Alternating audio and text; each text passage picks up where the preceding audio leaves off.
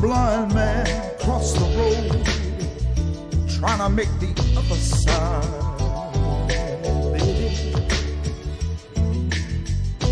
Ever seen a young girl growing old, trying to make herself a bride?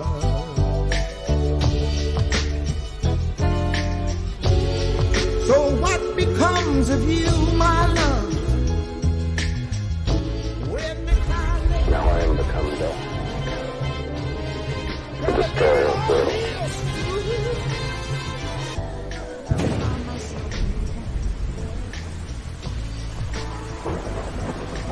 Pray that he's still out there, somewhere. Hello and welcome. You're watching Eating While Honey and Locusts, and I'm Jessica Knock. Thank you for joining us again today. It's always a pleasure to be with you and to communicate with so many of you during the week.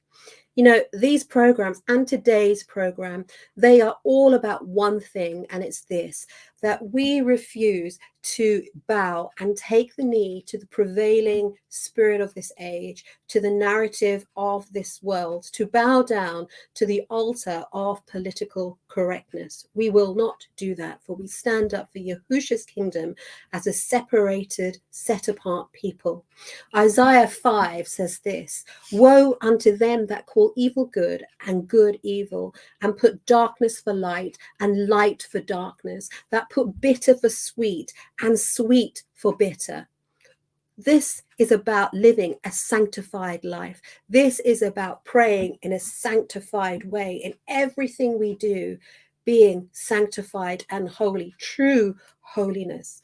Now, for many times since the inception of these programs that we've started, Shane and I particularly have always brought to you the seals, specifically seal 1, seal 2, and 3, which are now open. Today, just before we have our guests, John Hallam and Dr. Stephen Pidgeon, come on, I want to bring a focus to you on seal 4. They're going to be bringing a particular focus on seal 6, bringing into context seal 5 and seal 7. But it's really important, and so I want to do an overview to get there.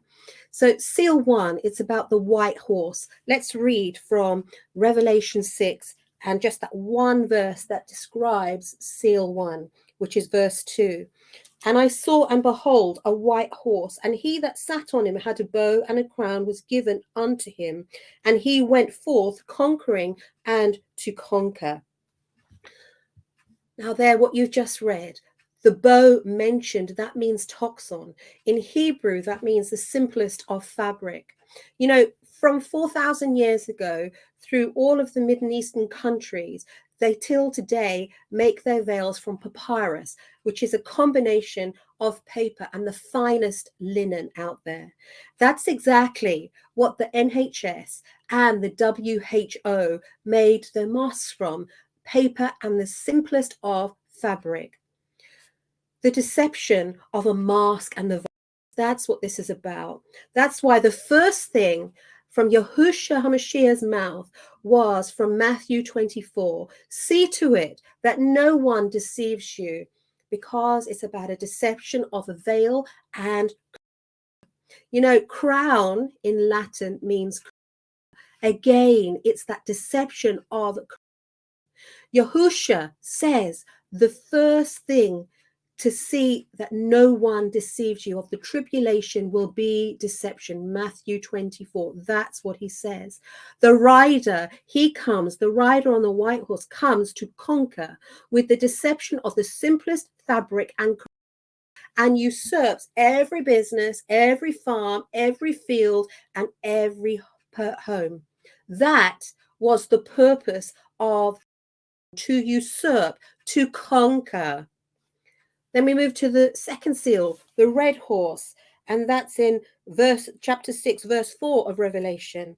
"And there went out another horse that was red, and power was given to him that sat thereon to take peace from the earth, that they should kill one another, and that there was given him a great sword." Simply, he takes peace from the earth.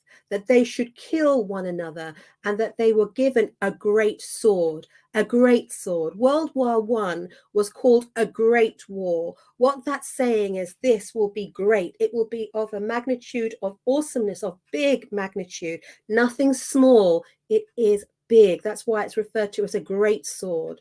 Seal 3, the black horse. I'll read part of what it says there. And when he opened the third seal, I heard the third beast say, "Come and see." And beheld, a black horse, and he that sat on him had a pair of balances in his hand. What this is referring to and talking about is the insanely high prices, the scarcity of food and the essentials, all that we have been seeing going on, living through before our very eyes for the past 2.5 years. But my focus here is the green horse. It's the fourth seal that we want to bring warning to you about. Why? Because that's talking about total annihilation. Let's read Revelation 6, verse 7. And when he opened the fourth seal, I heard the voice of the fourth beast say, "Come and see." And I looked, and behold, a green horse, and his name that sat on him was Death. And Sheol followed with him, and power was given to him unto the fourth part of the earth to kill with the sword, with hunger, and with death, and with beasts of the earth. What I want to draw out to your attention today is that death means death by unknown causes or by any cause. Pestilence means virus, a real virus, mentioned here in seal 4.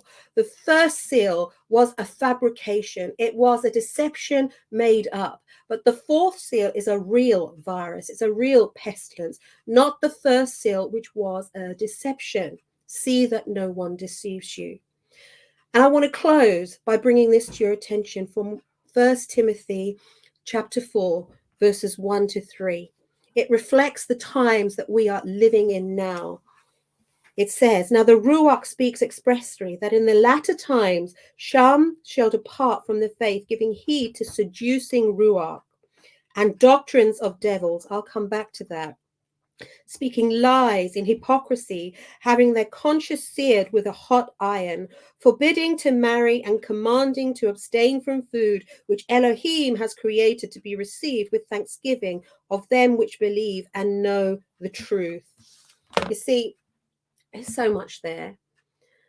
The fourth seal is opening, and we'll know when it's opening because all of Christendom will know that the tribulation is here by then. That's for sure. They will know that it's here because it's about total annihilation. There's 4 methods of death: the sword, famine, pestilence, and death. Death means by any cause, we've just said. And this is what it has to be about. You know, the doctrine of devils, this is what it was saying in Timothy here. I saw this morning Bishop T.D. Jakes. We used to work with him quite extensively, and we left that ministry, being advisors to that ministry, because the foundations were not good. There were severe things that were wrong. And today I see that he is now telling a doctrine of the rapture is on its way. It will come at any time. This is the same person who has advocated the snake bite from his pulpit, from his church, and actually administered it from his building. So he continues this fake doctrine of devils by now saying the rapture is about to come. This is what we have to deal with. But not only there, you see how this scripture is coming out. The FIFA World Cup, it's talking about you're all watching it, so you will know the transgender armbands called One Love. Here it's wanting us all to walk in that way, that we're all not just male or female, but towards homosexuality and promoting that. It talks about foods and abstaining from foods, or changing what we eat, how we can access it, eating plastic poisons for the purpose of creating the scarcity of food. Can you see how these seals come alive and are confirmed in these scriptures? And you are living in these days so that you can see that these are coming about. But you see, we have the assurance, as I read at the beginning from that verse in Isaiah, "Woe to those who make evil good." We have the assurance for those, the remnant, to walk, that upon us we command that these things will come to naught. And we look for the time that Yahushua shall come back and establish his kingdom forever. That is what we look for. And that's what this is about. That's what this program is about today, and why, you know, we do what we do here. I want to start by bringing John Hallam on. Thank you, John. Wonderful to have you back here today. Thanks for having me on, Jess. Appreciate it. Thank you. It's, you know, you really speak from the heart, because you speak the same as what our mission is here, to speak of the impending danger that we are in these times of the tribulation, of the prophetic times we're in, and you have that heart to show that, and you've got some great slides together for today as well, and created the discussion. So I want to thank you for that, and for making that available for people to study and delve into after. So thank you. Thank you very much. Awesome. Yeah, my pleasure. I mean, I think as Dr. P comes on, we'll have a bit of an intro, but it's been a tough one, but it's well worth it, I think. Good, good. Welcome, Dr. P. Since forever of knowing you, this has always been on your heart to speak about the impending danger, to speak of where we are. That's why we got in relationship with you. That's why we started to follow. There are fewer and fewer as the 2.5 years have gone by, speaking and having the confidence to speak, and not getting defeated and going and hiding away. So it's our duty, as there are fewer, to stand up for truth. And I know that's sometimes very difficult, because there's a huge price to pay for that. It's not easy at all. So thank you for joining us today and leading us into this and getting us thinking. We have crossed the threshold now. We crossed a very dramatic threshold. And I think one of the things that we can see is that, as was prophesied in 2 Thessalonians 2, mankind has been given over to a great deception. I mean, that's really the bottom line. And you have a situation going on in the Western world right now where it appears that the whole world is deceived and has little idea of where it's going. I mean, they're doing things that are have no sense of what the reaction will be. It's just, well, this is what we're going to do, and we don't care what the consequences are, because we can't think that far. We only think in terms of what our impulse is, and then there's no sense of, gee, that's going to have a reaction. And so as a consequence, we've arrived at really the winter of our discontent, as Shakespeare would say. Yeah. And this is going to be a winter of discontent, particularly in Europe. Nothing compared to next winter, but this is a brutal winter nonetheless. And, so now we see even more pound foolishness. There's something I want to raise real quickly before we get into John's slideshow. And that is that NATO decided yesterday unanimously that Russia was a terrorist state and a state sponsor of terrorism. And the European Union has a motion before it right now to consider the same thing. Now, I just want to say this for anybody who's in Europe and who is listening to this. First of all, if the European Union declares Russia to be a state sponsor of terror, that is a declaration of war in the eyes of Russia. That's the equivalent of saying we're declaring war on you. Okay. I mean, that's what it is. And that's how Russia's going to take it. Because you have to remember that this declaration of Russia is a state sponsor of terrorism, and we're going to demand reparations for the damage they're doing in Ukraine, ignores the fact that the chief state sponsor of terrorism in the world right now is the United States, who funded 100% of everything that's going on in Ukraine since 2014. And you also have to keep in mind, too, that when you say we're going to demand reparations from Russia, this assumes jurisdiction. It assumes that the EU has jurisdiction over both Ukraine and over Russia to impose. In other words, if I brought you into my court, Jesse, and said, I'm bringing you into the, Kenai Peninsula District Court, and I'm going to fine you 10,000 pounds. Well, how can you do that? I've never even been in Kenai. Well, I'm just doing it, right? Because I'm just asserting my authority over you to declare I have jurisdiction over you. Well, for the EU to declare that it has jurisdiction over Russia is really quite the challenge. And equally true to assume that Ukraine has standing inside the EU when Ukraine is not a member of the EU and it's not a member of NATO. So how does the EU assess damages against itself when Ukraine is not part of the EU? How does NATO assert damages against itself when it's not part of NATO? The only possible conclusion that can be rendered by the Russians is that, oh, so Ukraine has always been a part of NATO and Ukraine has been accepted into the EU. Whether or not you guys have done it officially, you've done it in a de facto way, which Zelensky has argued for some time now, that they're de facto EU, they're de facto NATO. Now, if that's the case, then NATO has been at war with Russia since February of 2022. Yeah. NATO has been at war. I mean, it's no longer a condition of, gee, this is a proxy war with Ukraine. No, it's an in-your-face NATO at war with Russia, which of course is going to give Russia the authority to launch a substantial war against all of the continent, against all of Europe. So I just wanted to say this. I want to get this warning out to the EU. You don't have jurisdiction, and Ukraine has no standing in front of the EU or NATO to assert anything. If the International Court or the United Nations wants to act, fine, let them act. But the EU and NATO, by doing this, all they're doing is issuing a declaration of war. Now, if that's what they're interested in getting it, because obviously this winter isn't bad enough, we need to also be at war with Russia, with all the destruction that will come. If that's where you really want to go, well, then keep pursuing this path, because by December 15th, you will be at war with Russia. So it's something to very seriously consider. And I'm prayerful that the people in the EU will not be deluded any further and will start to smell some coffee. And this is part of the reason why this discussion that we've been having now, when you talk about the toxin, of course, toxin being a form of toxicity as well, right? What we see in Revelation 6:1 and 6:2 about beholding a white horse, given a crown, right, which is a laurel wreath, and a bow. That bow, the word for bow, it's very interesting in Hebrew. The word for bow means both the bow and arrow, the bow that you shoot, but it also means the rainbow. It's the same word. And they were given a rainbow to go out and conquer. And they have been conquering with the rainbow.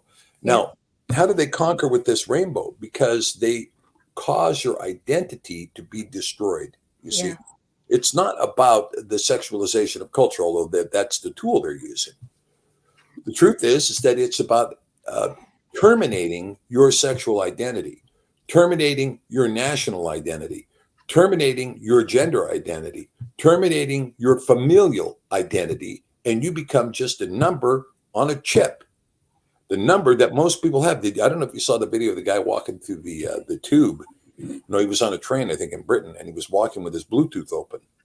And he was picking up all the chips that are in all the people that have been vaccinated. He was picking up their ID numbers as he was walking through the train.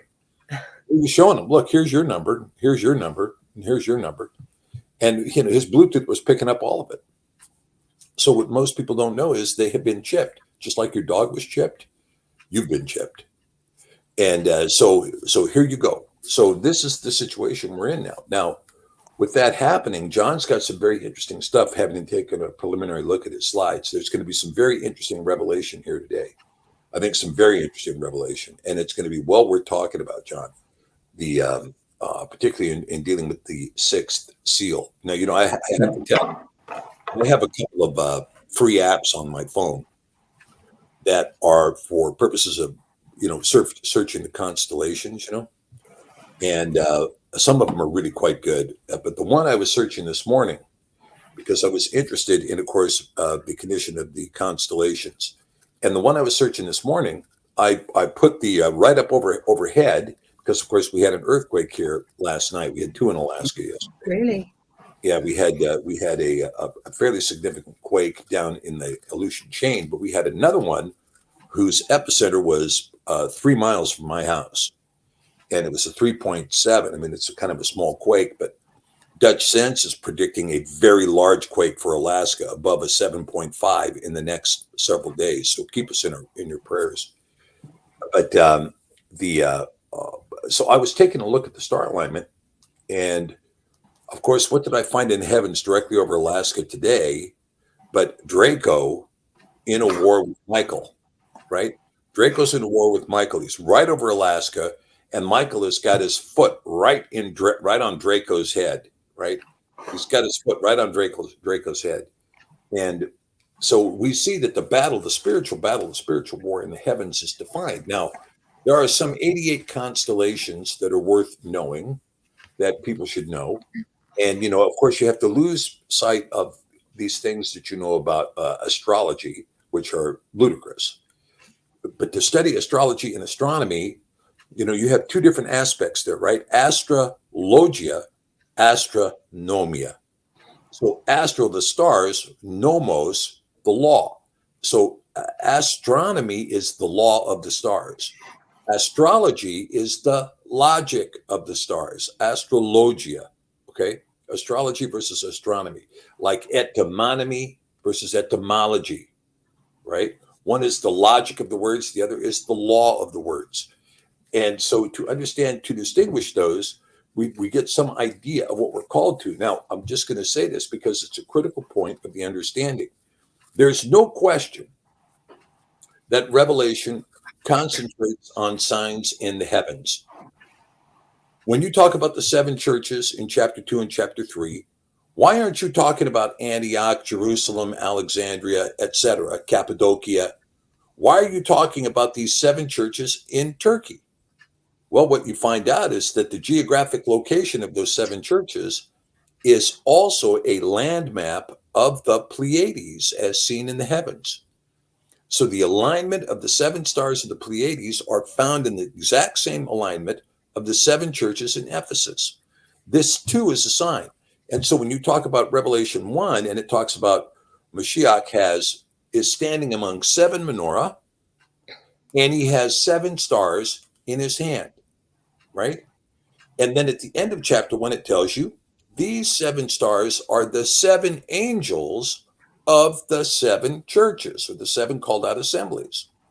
Which seven angels? Well, they're the angels of the Pleiades, because this is what he's telling you. These seven that you see in my hand are the Pleiades, who are the angels of these seven churches that are on the land, because it's an identical mapping. Now, do we know what that means entirely? We don't, but we're going to see here today when John gets started on this slide, we're going to be taking a look and seeing this relationship between other constellations and what they are forecasting, or what they are telling us, giving us signs in the heavens. Again, Genesis 1:14. Don't think that this is like outside. Oh, you guys are speaking heresy. We're not speaking heresy. Genesis 1:14. The lesser light, the greater light, and the stars also are given for signs. The very first thing they're given for is signs, odiot, in the heavens, then for seasons, then for days, and then for years. Okay, so let's with that being forecasted there a little bit, John. Let's go ahead and break into your discussion. Cool. Just gonna try and share just now. So we got two versions there. You can choose whichever one. I think your one you'll be able to control with your name on it. Okay, just trying to share it now. Just 1 second.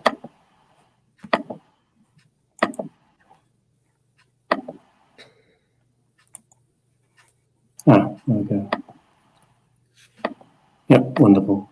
So, okay, so really, it's led to kind of bring forward a conversation on the sixth seal, because after, the book of Revelation it causes a multiplicity of issues for people. I'll talk myself now, right? Perhaps for you guys as well a little bit, because, it's been interpreted so many times over the past 2,000 years. We've got so many doctrines fed to us by, state religions, right? Whether it be, the rapture, what's tribulation, what's the day of the Lord or the day of Yah, etc. What are these things? It's also a very abstract book, right? It's somewhere between sort of funk, jazz, and cubism. When you start looking at it, when you don't know much about anything, because you're thinking, well, how do I interpret this? What does that mean? What does a seal mean? What does a trumpet mean? It's also a book of mystery, and it's time locked, as Daniel said, to the end. So we're now really in the past 24 months, we've found a lot of revelation through the 144,000, the 216K, etc., that we would never have known before. Right, so it's very time locked. So I've forced myself to strip back and follow the lines of basically let the word describe the word. So that's what we're hoping to do today. And I'm hoping this falls, okay with people, but we'll go through. The first thing, though, as a startling thing, was I was going to do a presentation with Dale, and I think we will going forward on the stars. But this came up, and it kind of hit me in the face, really, because there's a star now going to supernova. Okay, it's actually pronounced Betelgeuse, okay, which is the star in Orion on the right shoulder. And if you look at ancient star maps going back to Egyptian times and perhaps even before, right, into the times of Ur, etc., the stars are set into sequence, okay, and so you have the concept of books, the concept of constellations, and the concepts of deacons. So each one is a different level of descriptive, and each deacon then has a number of stars within it, and each star's got a name. The name describes the deacon. So the deacon here is Orion, and Orion is the first chapter of the last book. And the last book here is called The Redeemer, the Second Coming, okay, and it's aligned with judgment, okay. So it's a serious. This is equivalent to the sixth seal of Revelation, effectively, the last 3.5 years. John, can you go back here for a minute? I'm not sure I'm following you. Go on. I'm not sure I'm following this. Okay. So come back and give us now. So you're saying that the stars are broken into 3 books. Now, what do you mean by 3 books? How are they broken? Okay. So effectively, if you go to E.W. Bullinger's, he's a lot of study in the Bible. He went to ancient star maps to Zoroaster and various other people, like these maps that haven't been scrubbed by the Vatican or anybody else, effectively. So they've got some Hebrew names, some Arabic names on them, etc. Hold on. So let's talk. So E.W. Bullinger, A Witness to the Stars. I don't know if students can find this, but this is a free download on the net. Anybody can read it. It's not a long read. It's a free downloadable PDF. A Witness to the Stars by E.W. Bullinger. Okay, sorry about that. Keep going, John. I'm sorry. So go for it. Yeah. So basically, he read the old star maps and effectively looked at the star names and rebuilt what he says was sort of, again, I don't know if it's in the language of the old Hebrews by mouth, etc. But certainly he rebuilt effectively these 3 books with constellations from the star names and from other documents he had. So then effectively the idea is that the heavens tell a story end to end. And so the idea is that pre-flood, that a lot of the ancients studied the stars and would know the whole story of mankind by looking at the stars and built these constellations and maps, etc. Okay, back pre-flood. And the idea then is that by looking at the heavens, you'll be able to tell the whole story from the first coming of Christ, his suffering, his redemption for mankind, and his second coming with wrath. And believe it or not, I mean, Dale and I have looked at this because we did the course with Sephra as well, and we were shocked at some of the constellations. They've actually got crosses in, they've got altars in, and they've actually got the actual names of the stars tell the story end to end.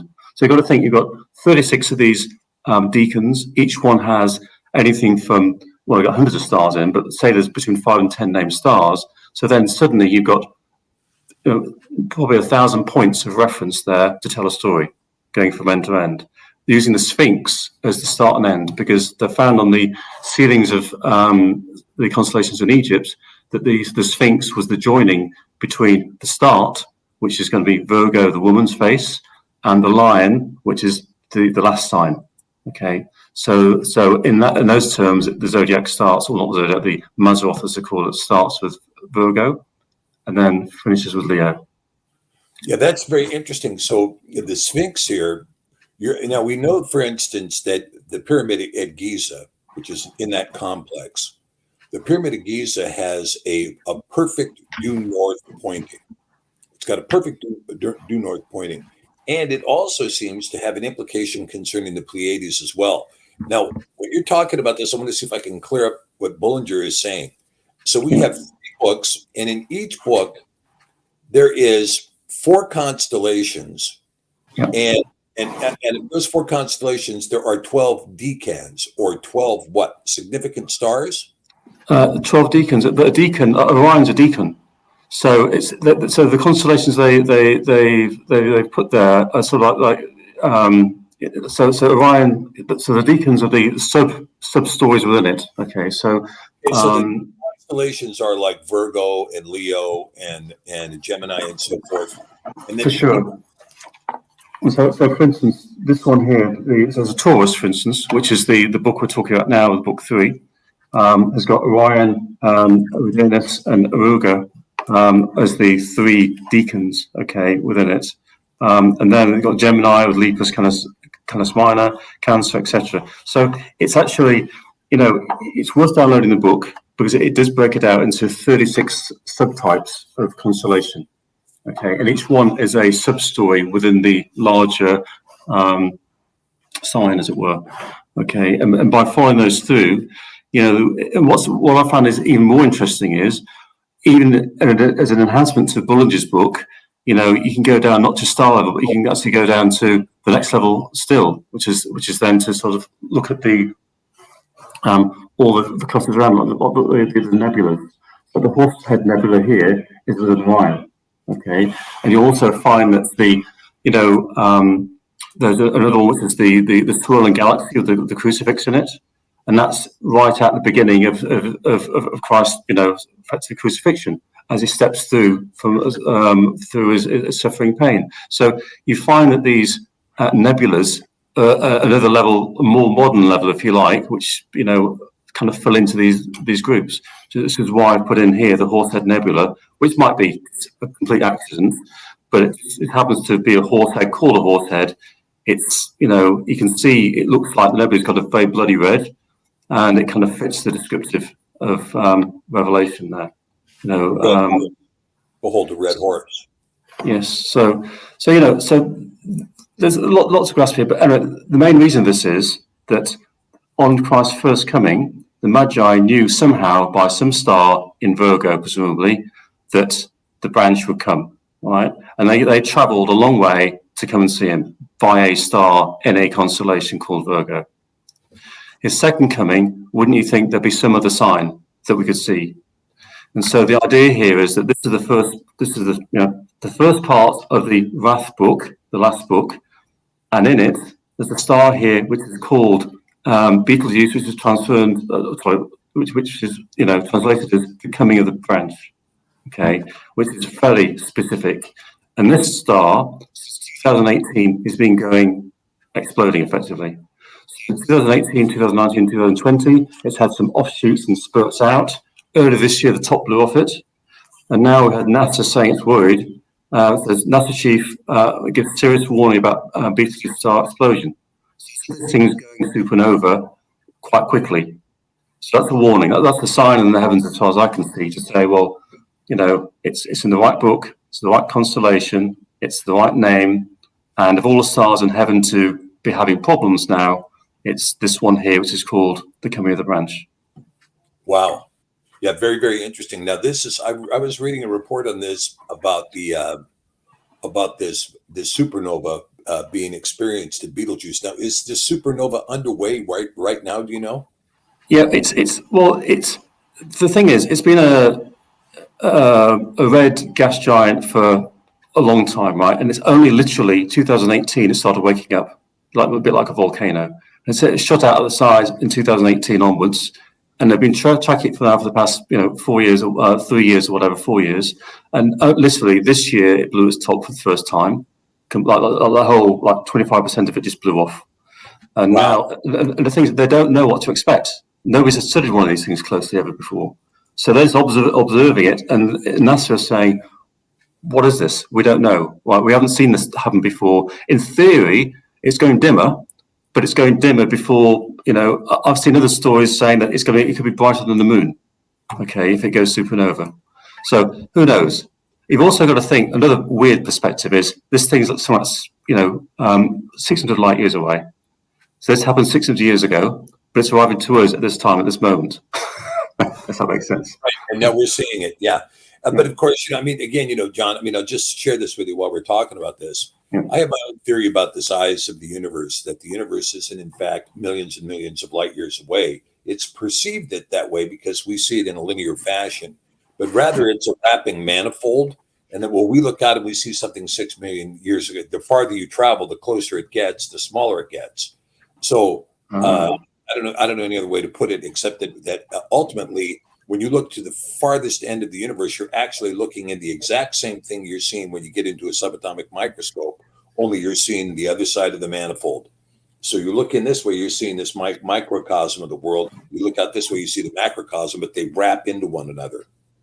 And so I call it a manifold, a wrapping manifold. But the main point is this: is that when we look at this, we see something that has occurred in the past. The light is just now arriving to us, and so this was preordained in the heavens, right? Preordained. Yes. Yeah, for sure. Okay, go ahead.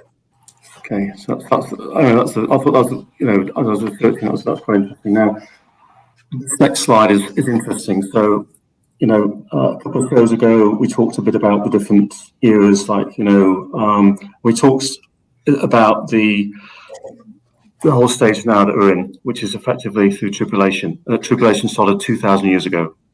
Okay, which is, I think John said it's already started.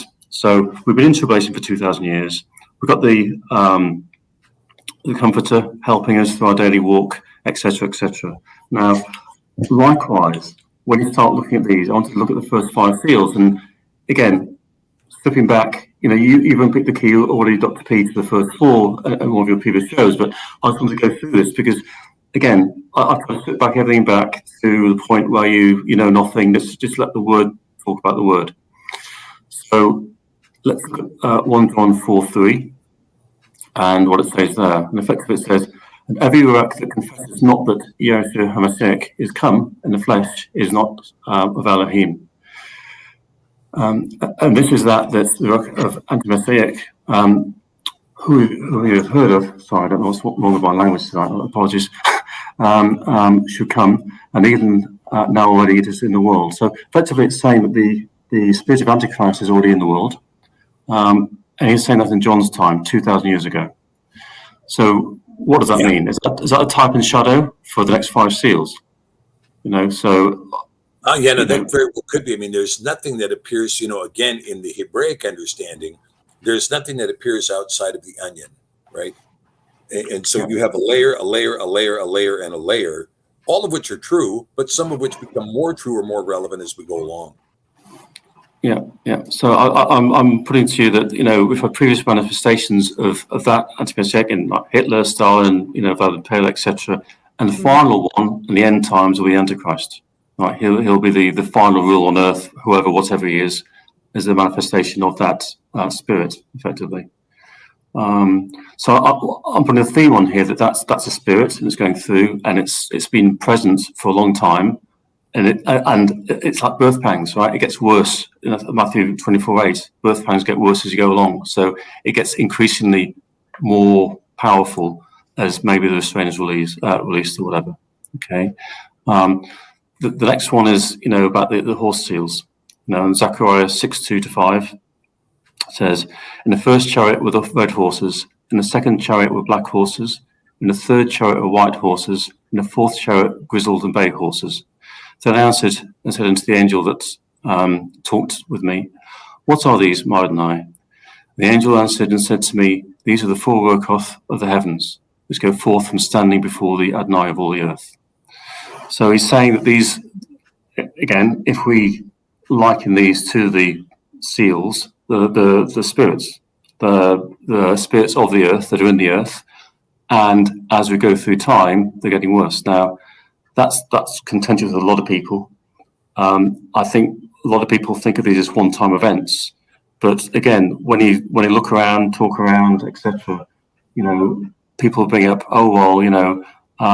in the Middle Ages, with the Inquisition, surely that was, persecution of the saints, etc., or surely it's X, Y, and Z. So we've seen manifestations through time of a lot of these things, but there's very specific endpoints to these. Like the wars one, for instance, could be Armageddon at the end. We've got the vials and trumpets, etc., in the most extreme points.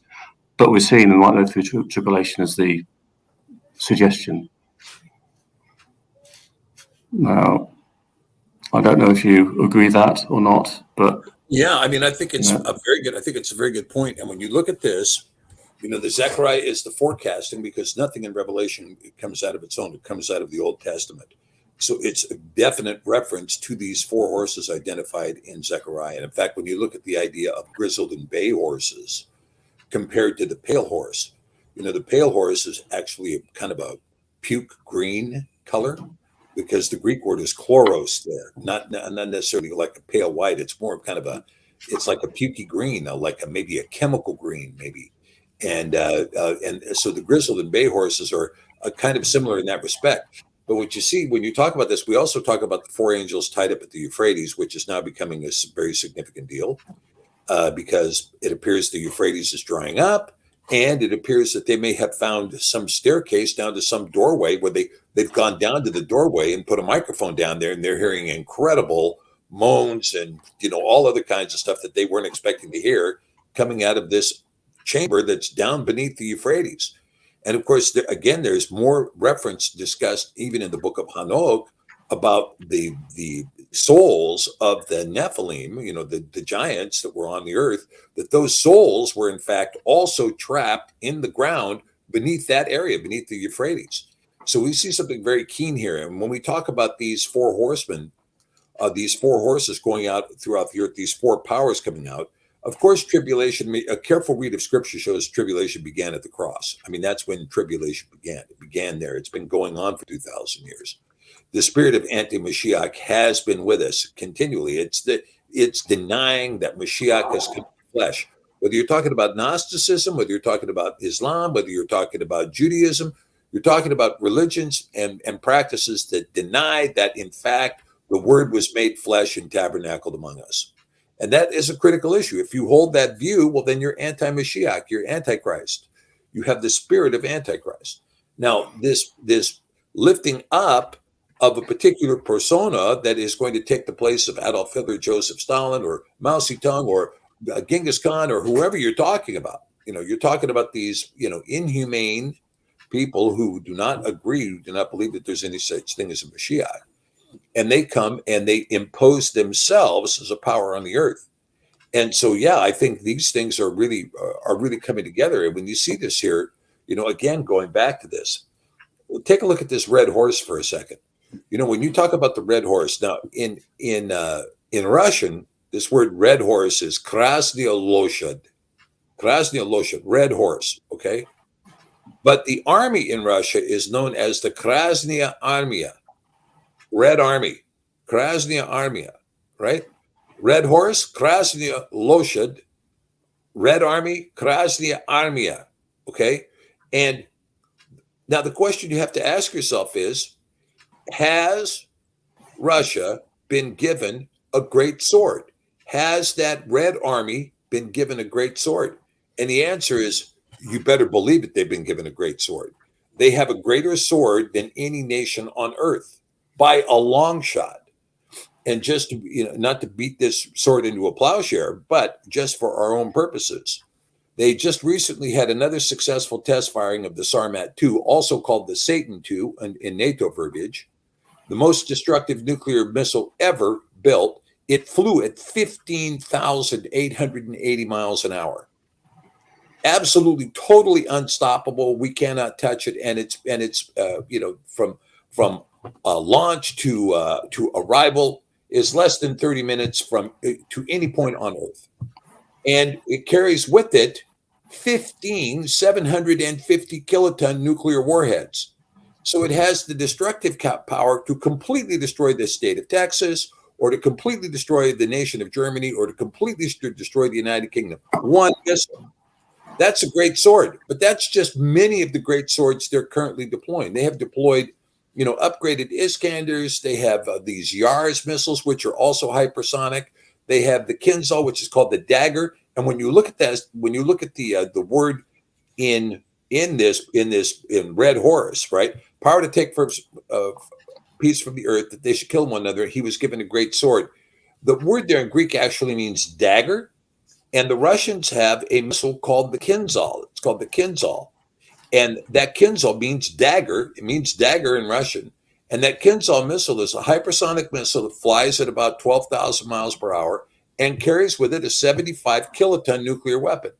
So roughly 100 times more powerful than the bomb that went off at Hiroshima. Okay, each Kinzhal. It has a launch time to London in about 280 seconds. It's 220 seconds to Paris. It's 180 seconds to Berlin. And so, I mean, from a launch to a strike. So they have been given a great sword, power to take peace from the earth, that they should kill one another, and was given a great sword. Now, we know, when you're, again, talking about peace being taken from the earth, Turkey and Iran are joining together right now to embark on really what you have to call annihilation of the Kurdish movement in northern Iraq. They're calling it the forked sword. Forked sword is the nickname for the event that's going down. Turkey is attacking on one side, and Iran is attacking on the other side. Iran is in total mass production of missiles now, missiles and UAVs, drones that are armed suicide drones, and they're in mass production on this stuff. And Russia's mass producing it now. So you have things that are going now. In addition to that, the war in Serbia, between Serbia and Albania, which has the middle ground that the world calls Kosovo, this too has broken down, and the Serbians are prepared for war. There is war being prepared between the Greeks and the Turks concerning the island of Cyprus.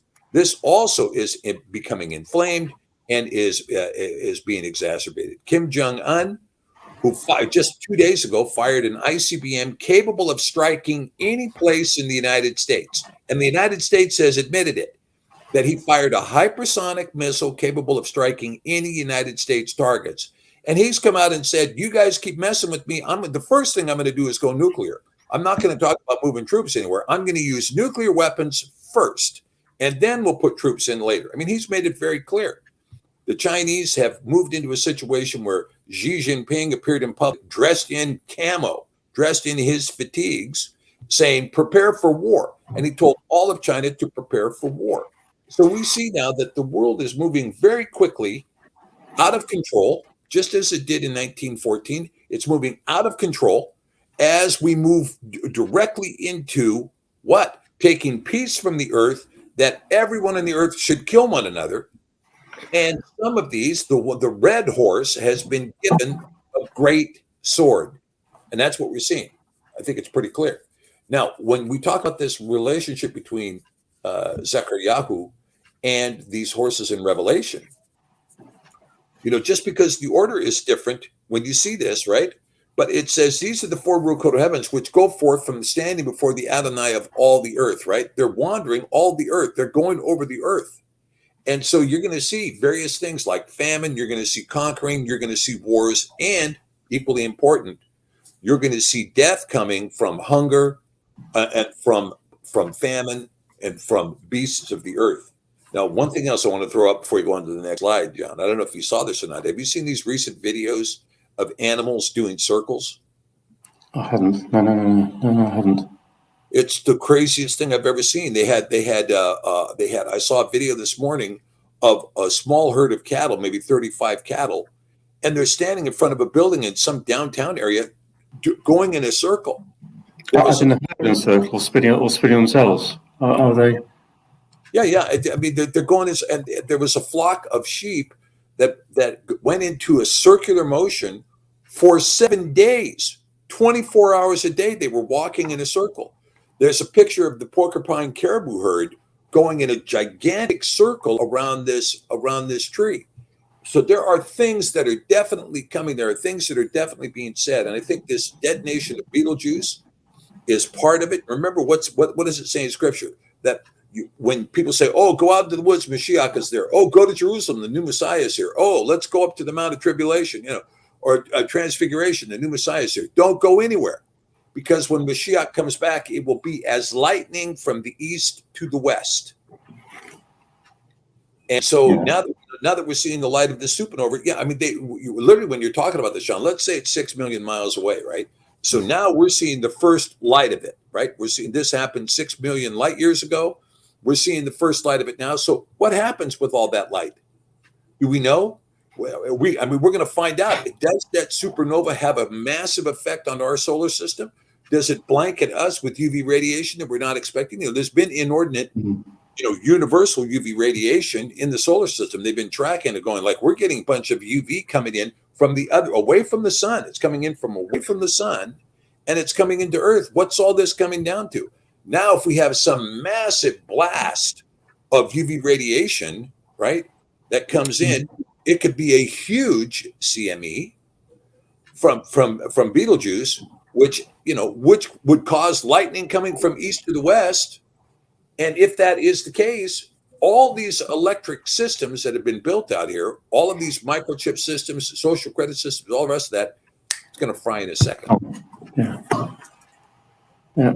It's amazing, isn't it? There's so much strangeness on the planet now. It's just everywhere you look, as you say, there's herds going in circles. It's just, and again, the Euphrates River drying up as it is now, and like as you say, there's structures underneath it. There's just so much revelation coming through, and there's been the soft disclosure about UFOs. There's, wherever you turn, there's just some other strangeness. Yeah, strange. Yeah, that's a great word for it. Yeah. All right. So first 5 seals. Okay. So next part is to try and work out when the 6th seal starts. Okay. And for this, I'll go back to Matthew 24, the Olivet Discourse.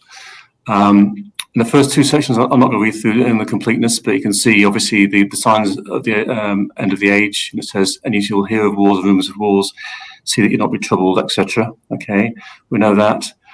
Next bit, which you might want to talk about, may not, is the abomination of desolation, which we saw as being the medical procedure potentially, which occurred on the full solar eclipse on the 14th of December 2020, but equally so could have been last week, right? So, etc. But then, what did we see on the 14th of December 2020? What was this? That was the rollout of the medical procedure, the vaccine. Oh, yeah. Was on that date during Hanukkah, during a total solar eclipse over Antarctica on that date. Yeah. So, so that could have been, right? That's definitely an abomination of some sort. Yeah, and it definitely makes desolate. Yeah.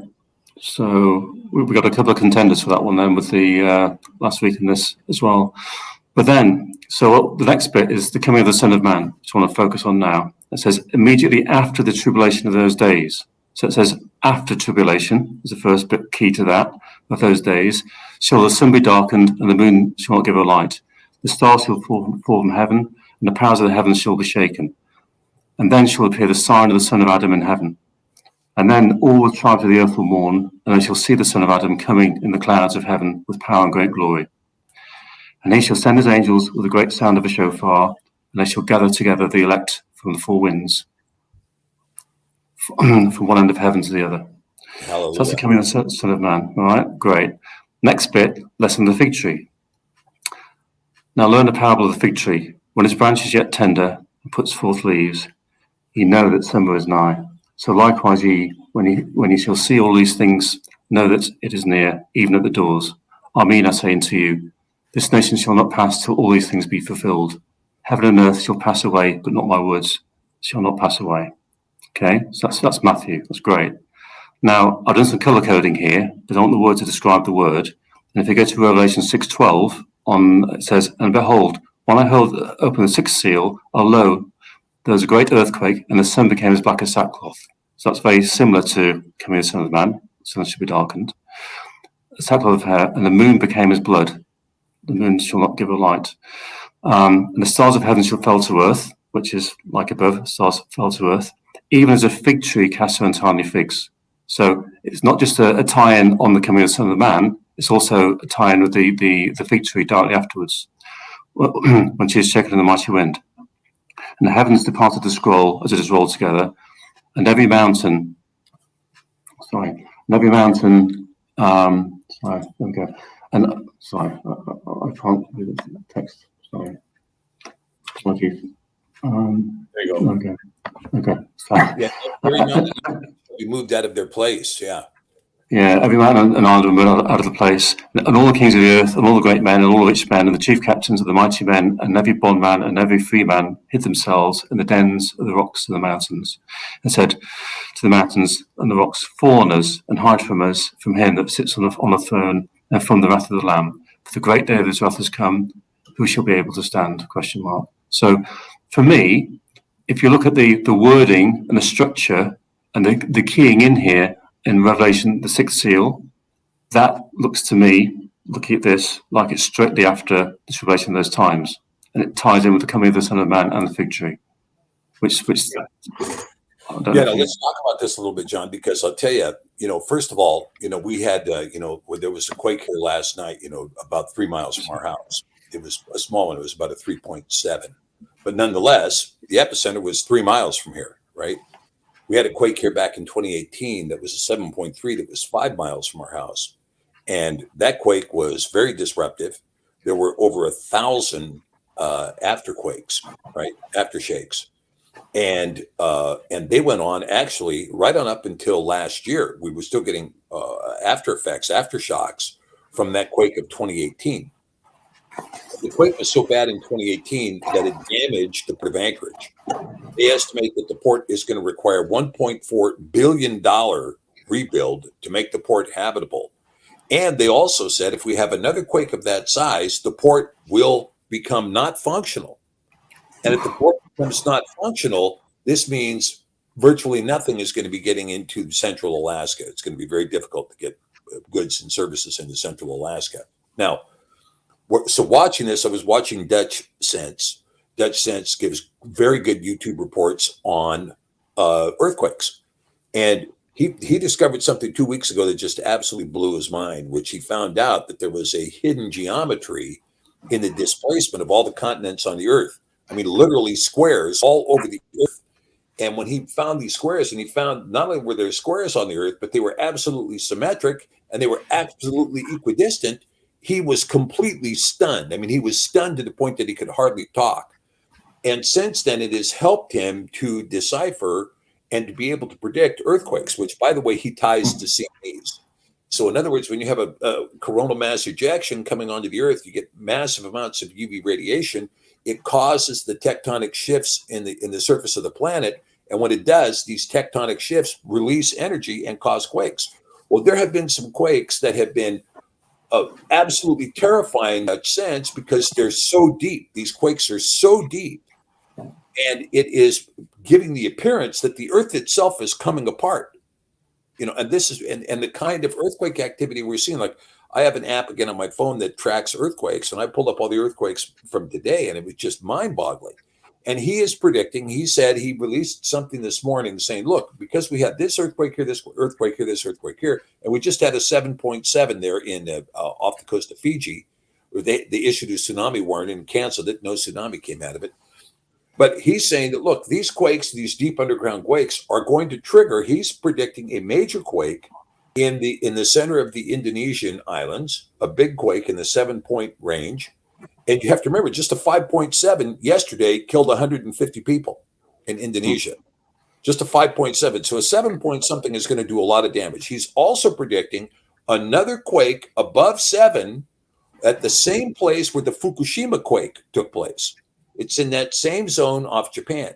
And then what alarmed me was that he was talking about, he says, and if you look at this earthquake zone here, and you can tell between the deep quake here and its rings and another quake here, he says, where those rings have a confluence, that is where there's going to be another quake. And he's predicting a quake that is going to be at least 2 points higher than a 5.7. And the area of that quake that he's predicting is, again, out of Point McKenzie, about 5 to 10 miles from my house. So he's talking about he's predicting this in the next 2 to 10 days, that we could have 0.7, 7.8, 7.9 or greater earthquake. Yeah, 7.1 in Tonga. Yeah, a 7.8 here in Alaska, here in South Central Alaska. Now, I was here in 1964, March 27th, 1964. It's a very famous day for all Alaskans who lived here at that time because we lived through a 9.2 earthquake. Wow. It was the greatest earthquake in North American history and the second largest quake ever recorded in human history. And that quake was so huge. I mean, to give you an example, I was talking with my friend and he was talking about his parents. He said they went outside when the quake started, and when the quake kept going, they were going, wow, this is amazing. And then pretty soon they were scared. And then after 3 minutes, they were laying down on the ground praying because they had become convinced it was the end of the world, that there was no coming back. You know, when you get into a quake, that quake lasted almost 6 minutes, 5 minutes, 50 something seconds. And you know, when you think about a 5-minute quake, how long that's going on, and when the ground was shaking, I'm not talking about going oh, a little quake. No. The ground swells like water. The pressure waves were coming through like this. The ground was rising up almost 6 feet and dropping almost 6 feet. The telephone poles were touching the ground on either side. Cars were slamming into each other, and this goes on like you're going, and the ground's going. You're hearing this while the ground's doing this, right? For almost 6 minutes. Gosh. And so as a result, I mean, Anchorage was just, I remember Al Bramstead came on the radio and he says, Anchorage has been destroyed, right? And it was just, I mean, the ground was slipping all over the place. We had a whole subdivision kind of float out into the inlet because, and elementary schools collapsed and buildings collapsed and the J.C. Penney stores, the whole face of it collapsed onto Fifth Avenue. Apartment buildings crashed to the ground. I mean, it was nasty. And so when we talk about this and the quake that's coming, the quake that's depicted in this passage right here, the quake that's coming is going to be the largest quake ever seen on Earth. It's going to shake the whole Earth. So you're talking about something that's going to be in the magnitude of a 10 point something, right? It's going to be off the Richter scale, with the needle just going up to the side and terminating. And so when this happens, and I don't know how far we are from it, there was a great, he says, and I opened the sixth seal and there was a great earthquake. You do not underestimate the great earthquake that's coming. Do not underestimate it. There's a great quake that's going to come. Now, when you talk about this idea of the sun be darkened, I had a friend named Doug Vogt. He wrote a book back in the 90s predicting that the sun would shed its skin, just as Betelgeuse is doing. Betelgeuse is about to shed its skin. Now, if this affected Betelgeuse, which we're seeing now, which means that the supernova that happened 6 million years ago is now in our face. Am I right about this, John?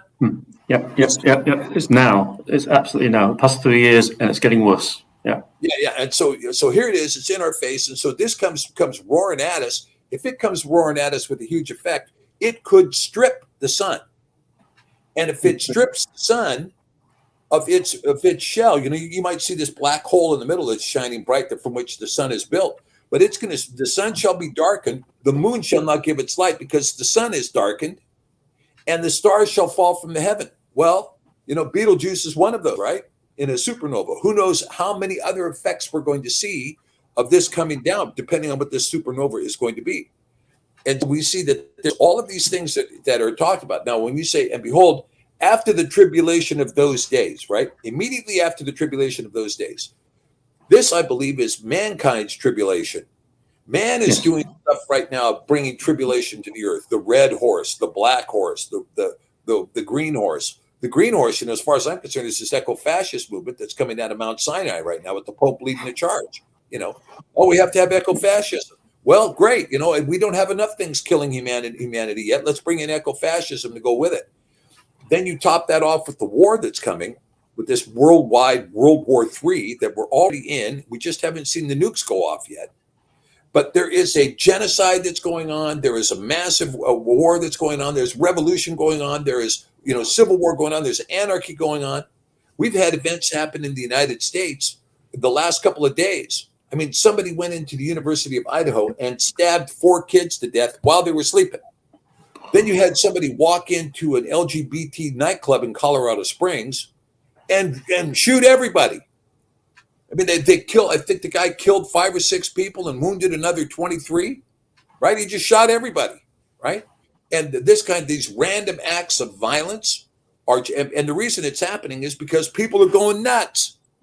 Because you can't do the things to people that computers think they can do and expect people to act normally. They're not going to do it.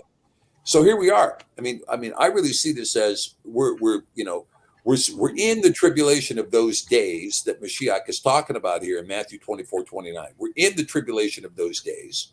And immediately after this, we're going to see this happen. So let's continue on, John. Yeah, cool.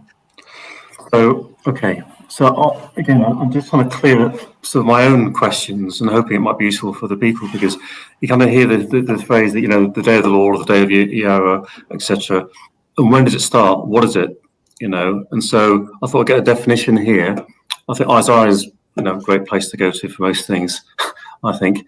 So the top, I've got the sixth seal, and I've compared it then to what the day of Yahweh is. And so it says, is it again? I've done color matching for wrath and fierce anger, etc. The stars of heaven fell to the earth, and stars of heaven, constellations, they shall not give their light. Sun became as black as sackcloth of hair. Some shall be darkened.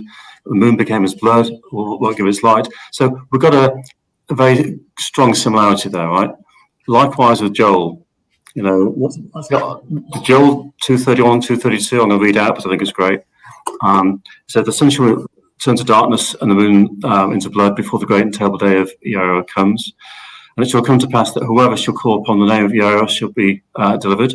For Mount Zion and in New Jerusalem shall be deliverance, as Yahweh said, and the remnant of whom Yahweh shall call. So for the remnant and those that call upon his name will be safe in that day. Okay, and in Acts it goes further on to show, signs on the earth beneath, which could be like the mountains and earth being moved apart again, and the moon to blood, etc. So there's a direct correlation I see between the day of the Lord or the day of Yahweh and the sixth seal again. So I think the sixth seal is the part where all the wrath starts. We see, on the previous slide that it's the part where after the tribulation of those days. So after the first five seals, sixth seal is kind of a watermark. It's a time where judgment comes, and that judgment is kind of also called the day of the Lord or day of Yahweh as well. Okay, so I was just trying to tie those in. So are you trying to say, let me see if I got this right. Are you trying to say that? Do you think that this supernova of Betelgeuse is the marker that the sixth seal is now being opened? I think it's on its way. Definitely, it's a warning, right? It's been warming up, and now it's starting to blow its top. So what does it say? It's all of this is aligned, and because it's within the final chapter, which is kind of, if you look at the Bullinger books, etc., and the star names and what goes into the next set of chapters within that book, it's all about judgment and wrath. Right. Yeah. Outstanding. So that's just the marker, and if it's so, and again, the day of Yahweh and the sixth seal, I think, are synonymous with the start of this time. Okay. This was a harder nut to crack, which is basically trying to synchronize the trumpets and the vials with the story that goes on. Because I see the trumpets, vials, and seals as almost like an orchestra playing. And if you look at any one of them in isolation, you're seeing one instrument playing the tune. But you've got to look at them as a whole to see what the tune's actually playing. And then you got the stage play in the front, which is the storyline in the background. So if you look at it in this context here, you can. If I let me read out the yellow bits here, right? So what I've lined up is the seventh seal, the seventh trumpet, and the seventh vial, which I think is a synchronization for everything else. I think, but we'll see. So if I read the yellow parts here, so and the heavens departed as a scroll, and the temple of Elohim was opened in heaven, and there was a great ark of his covenant. And another angel came and stood before the altar, having a golden censer, and there was given to him much incense. That should be an offer for the prayers of the Kodashim upon the golden altar, which is before the throne. And I came in great voice out of the heavens, the temple of heaven, saying from the throne, saying, "It is done." This is all a scene of the temple, and it's all. And if you look, thinking, well, maybe it's the sixth trumpet also has temples scenes in as well, but the seventh trumpet ties in. Like for instance, when you look at the right in the green on the seventh file here, it says, "And every island fled away, and the mountains were not found." Likewise, on the sixth seal, every mountain and island moved and not out of the places. It's the same events across different seals, different vials, different trumpets. Okay, and so this is kind of a synchronization thing. And what I find for this is startling is when you start looking at this as being a scene, it's almost having like four different reporters, or like having the four Gospels. I put at the bottom here. You got the four Gospels having some events and not others, and some given different viewpoints of the same event. From different eyewitnesses. This is kind of almost like eyewitnesses of these events through this, and so I find a strong correlation between these four viewpoints more than any other, effectively. And that's why I think the sixth seal is really important, because that's the start of the day of Yahweh. It's also, if you look at it, seventh trumpet here says, and I've always wondered this, it says, "And the 420 elders which sat before him on the seats fell upon their faces and worshipped Elohim," which is great. But if you then take it to the play on stage, as it were, which is the Revelation 4:10, and it's actually talking through the storyline, it says the 420 elders fall down before him that sat on the throne, just direct, the same scene, right? "And worship him that lives forever and ever, and cast their crowns before the throne." I've always wondered, why do they cast the crowns before the throne? And they're handing over, I think, again, it's just interpretation, up to now, in Daniel it says, that by decree of the watchers, they appoint kings. Okay, it says in Daniel. And there's a divine council over the earth at the minute, and there's a devolved management. So we've got access through the veil straight to the king, right? Now, through a devolved management, through the elders or whatever, right?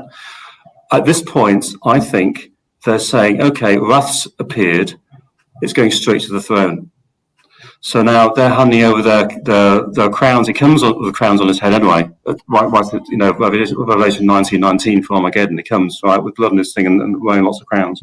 I think they're handing over the crowns back to him, and for this, with all the judgment side on here, and I think is done from the temple, and it's done straight from his throne. It's not done by third parties. Right. That's just an observation. I don't know if you'd agree with that, but it just seems to be a thing. So I think that's a synchronization point for them. So, notable points I see in this is, as soon as you get to the sixth seal, there's, I think the throne is removed. Right. I think Tribulation's over. The world we're living in at the minute's changed. I think you get the signs and wonders come back to the moons and stars and things. Okay, it seems to be a bit like that. Maybe that's a bit dramatic. Maybe it's not just like that, but it seems that things change. Command and control is partly from the temple. Hand over from the 24 elders to the crown before the throne.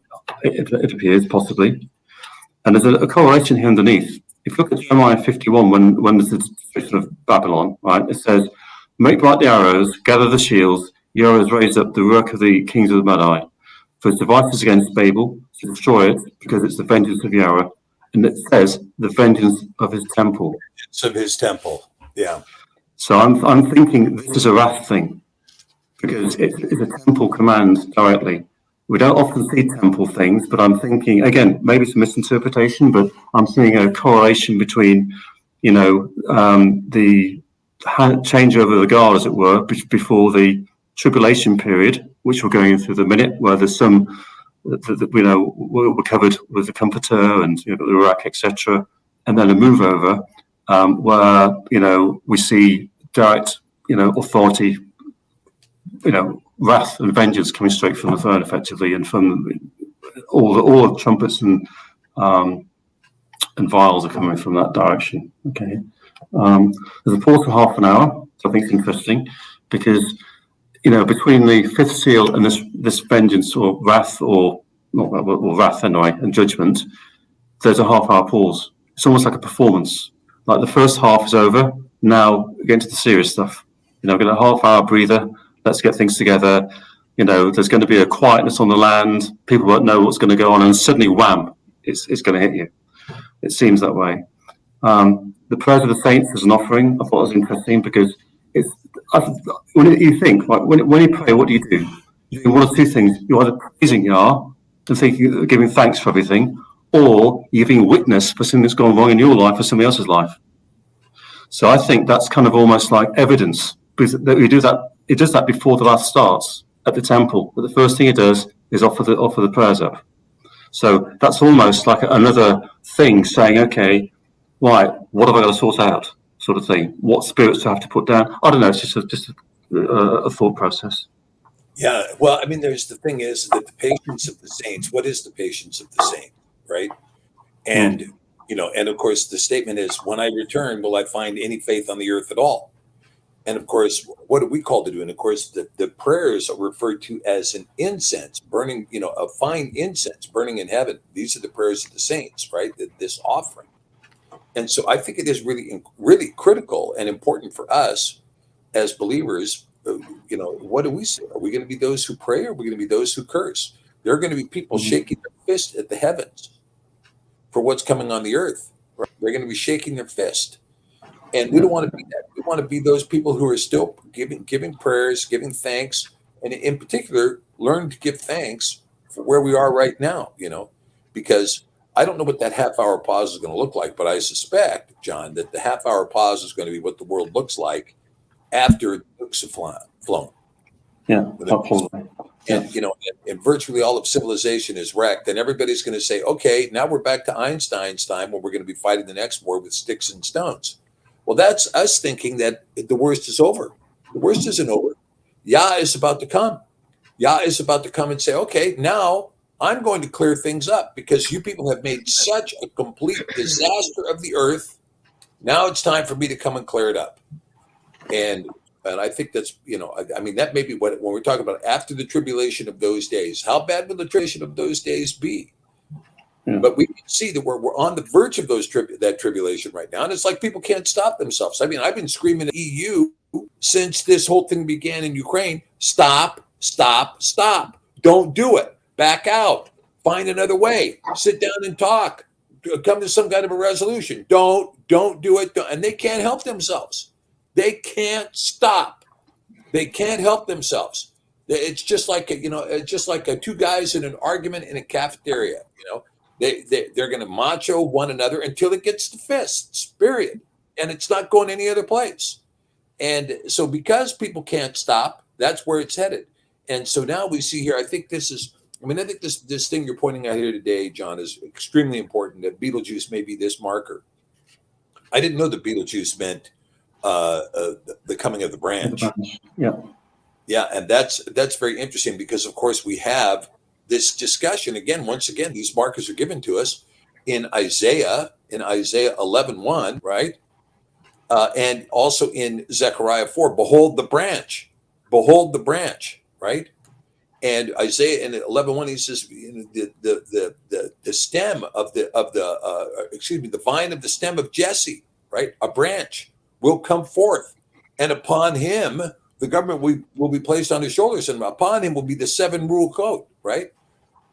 And so here we're beginning to see now that this prophecy of the branch is now starting to say something. The prophecy of the branch is telling us that when you start seeing the phrase branch given to you in heaven, behold the branch, I bring you the branch. This is forecasting that this is telling you that there's some correlation between it and Beetlejuice. It and the star that is named the branch, right? Yeah. So I mean, so this supernova Beetlejuice really that's quite something, and what a marker. So going back to review a little bit, and because I know you still have more slides, John. I've got a couple of backups. I've got a couple of weird things, but we might if we've got time on. Let's look at them. Okay. All right. This is okay. So. So Steve Quayle's running a dig in South America, and there's some kind of interesting bits that come out of it. I can't share them because of copyright and because you basically have to subscribe to get the detail, but I can talk about them. And a couple of images here that I want to go through because they're pertinent to new revelations, let's say for this year, that I have never seen, even though I've studied things for decades, just on generally interest, right? So the first thing is on the left, you can see various images that look very much like DNA that have come out of that are 5,000 years old. Okay, and if you subscribe on the Hagman report there and it's not cheap, but there's a whole dig in the PDF and things. I've got all the data on it. They've got hieroglyphs and various glyphs on there that explain and show basically on Earth. Let's put DNA testing type things. Okay, within pyramids. So there are different chambers, and each chamber would be assigned to a different purpose. And those are detailed in some of this dig. But just again, I can't share that stuff because I haven't got a copyright, etc., etc. But on the front of it, you can see on the left, you've got that. On the right, what you can see is they've got various sun disks and various star maps, etc. And one of the very shocking things, which was the bigger revelation for me, because I suspected on the left anyway that DNA manipulation happened once you read the Book of the Giants, etc., and you kind of understand that kind of happened. But on the left, it confirmed they're using labs for it. Right, that was the bit I wasn't 100% sure about. On the right, what was interesting is that when they took these objects out and they looked at the different glyphs and things and the different star maps, that's amazing to start off with. But what's even more amazing was under black light, under UV light, they got another definition. All of those star maps got a lot more fidelity. You could read different stars, names, and things across the star maps and across the objects. So what does that mean? It means we know that the atmosphere is possibly different in the pre-antediluvian age, but also it probably means that you've got different species that could see into the ultraviolet. Because humans can't see it. Ultraviolet. In the different species, right? Could it be reptilians? Could it be the atmosphere is different and people see differently? But certainly, what you can see is that it's only visible under UV light. So something to do with UV light. About different species. I mean, again, we've been talking about when we talk about the antediluvian world here, John. I have my own theory, and I've been kind of working on this theory a little bit lately, which is that. As in ancient knowledge, he talks about a little bit about the idea that the Earth had an ice ring around it, and that this ice ring imploded. And so this kind of gives us, this is the great cataclysm on Earth recorded in every culture that we call the deluge, right? And the windows of heaven opened. Well, the windows of heaven opened. What does this mean? If the ice ring collapsed onto the Earth, a phenomenon, who knows what caused it? I don't know. But if you had the ice ring collapse on Earth, my experience with this is that a certain percentage of that ice coming into the atmosphere would have melted and caused a flood. But at some point, the atmosphere would have gotten cold enough where it wouldn't have melted. The ice itself would have cooled the atmosphere and the ice would begin to accumulate. And so we end up with this period we call the Ice Age. But what's in the Ice Age at all? It was the residual ice from the ice ring that accumulated at both poles very significantly and had taken out whatever civilizations were existing on those areas. But it also indicates that during this period of time, the oceans, and this is what this fellow that's doing Ancient Armageddon now, or Ancient Apocalypse, he has said repeatedly that the oceans were about 400 feet more shallow than they are today. So that Indonesia was essentially a subcontinent of Asia, and that Africa was substantially larger. Britain was, in fact, attached to France during this period of time in an area called Doggerland, which we now call the Straits of Dover, was called Doggerland. It was transversible by human beings or by animals. And so because of this, if you understand that the oceans were substantially lower, then we begin to see there's places there we're going to find artifacts that are under the coast. Particularly in Northern Africa, there's a huge shelf right there that I think reached out. And this one, when you're talking about Moses' Exodus, we don't know. We everybody speculates. Well, this happened here, that happened here, the other place happened here. We don't know that. We have speculation that that's what happened. But if what has happened since the Exodus is we've seen these waters rise, because we see there's a very clear marker. When I wrote my book, Behold the Pale Green Horse, I was in contact with a guy named Lloyd Monckton. And Lloyd Monckton, he's a British lord, and Lloyd Monckton, absolutely brilliant guy. And he and I talked about, and he in fact did create a peer-reviewed piece concerning the issues of global warming. But one of the things that's very clear in the record is that in about the 3rd century AD, the 3rd and 4th century AD, there was a substantial warming. I mean, major warming, like 11 degrees centigrade warmer than it is right now worldwide. And so as a consequence, whatever ice that was remaining, on Greenland, whatever ice was remaining in Scandinavia and so on and so forth, all that stuff melted, including including Antarctica. This is why there are maps, prehistoric maps that show the whole continent of Antarctica, as we've been able to map it out now using, sonar and so forth and other equipment. But there were pre-existing maps that showed this. All right. And we know that there were grapes being grown in Iceland, grapes being grown in Scotland, right? Which gives you an idea of a temperate zone, right? And it was temperate in Scandinavia as well. It's only when we get back into the 6th or 7th century, the cooling starts back in again. And as a result of the cooling, you get all this Nordic mythology that creates this new Norse religion, right? Of Odin and the winter storms and all of this stuff, and Valhalla and all of this stuff comes in as a result of the cooling coming back to the continent. But when Europe went from being ice covered to completely melting off, and the Middle East around the Euphrates gets up to 140 degrees every summer, this caused a mass migration of people. And it caused a mass migration, and they literally leapfrogged one over another to get into Europe, where they found pleasant valleys with rivers and so on, that they could transit, commerce on these rivers and so on. And so all of this, again, this is just a theory, but you can see that when we go back in ancient history, if we're going to try to understand what happened, we have to see, first of all, that the oceans were substantially lower. Now, when you see artifacts like this that show DNA on the stones, you see technology in the ancient glyphs in Giza, you see star maps like this, the fact that Stonehenge reveals the orbital path of all the planets in the solar system. There was ancient knowledge that was known that was extremely significant that we do not yet know. E.W. Boulder's book being a real door opener for us, for people to be able to go in and explore and see, because with this pathway to the stars and us being able to orchestrate this, we too can have an idea of what is and what was and what will be. We can see in the heavens. And who knows? I mean, for all we know, there are people inside the intelligence agencies, John, that have already known this and have already disclosed it all to the central powers. They may have already forecasted all of this, and they all know what's there. But I don't think so, because I think the way the world stands right now, we have a bunch of people who are losing their ability to think, not gaining it. Okay, back to you.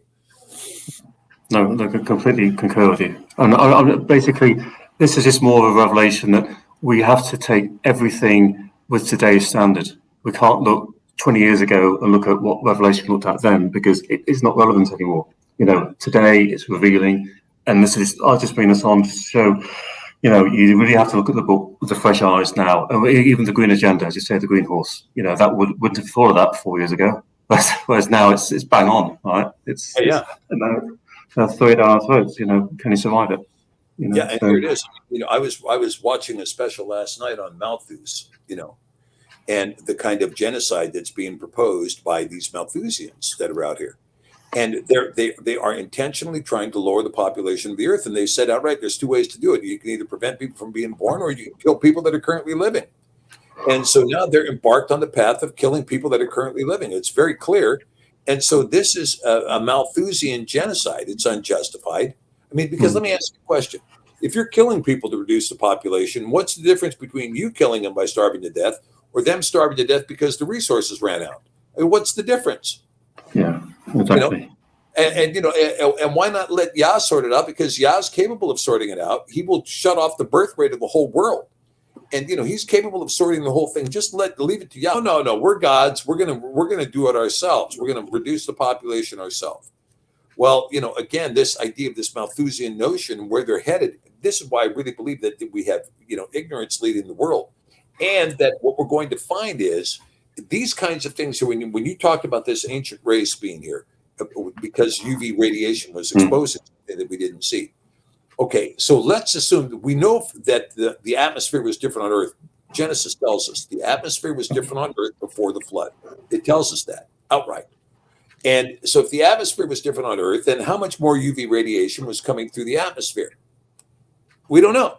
There could be a lot more, and it could be UV radiation that was, basically creating the Earth in like a black light, right? Yeah, that's true. Could be. It had like kind of a neon approach, right? So the Earth must have been something to see at that point. I'll tell you, it had to be something else.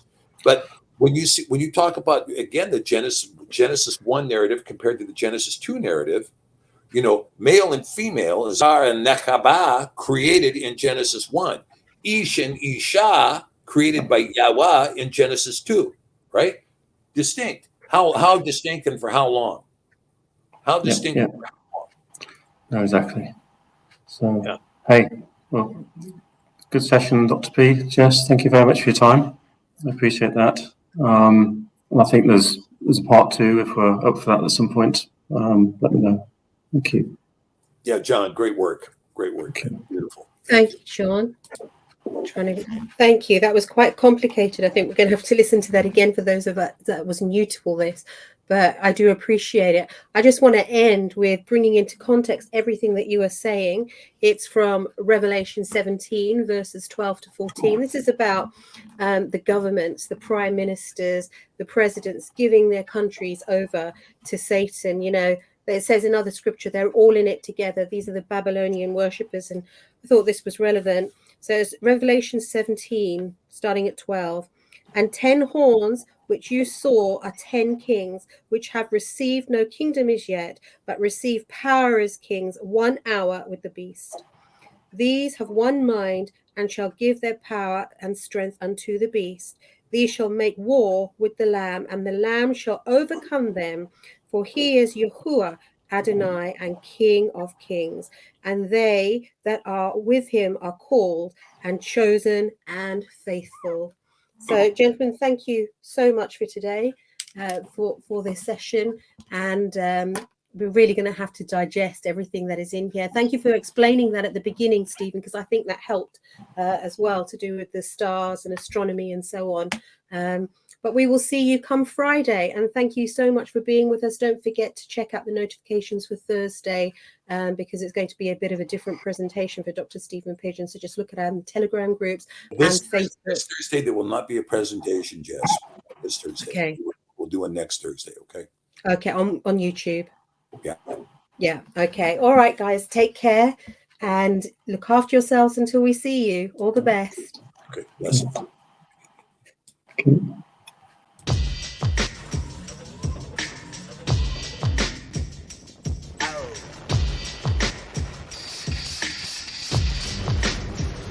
Two people laughed.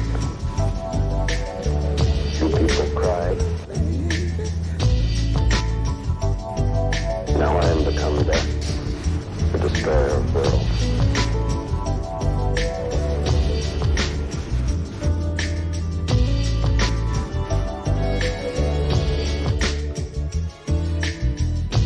Ever seen a blind man cross the road, trying to make the other side, baby? Ever seen a young girl growing old, trying to make herself a bride?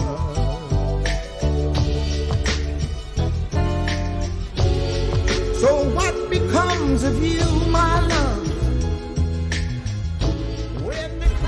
Now I am become death, the destroyer of worlds.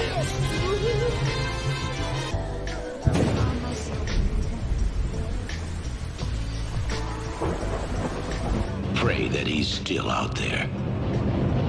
Somewhere.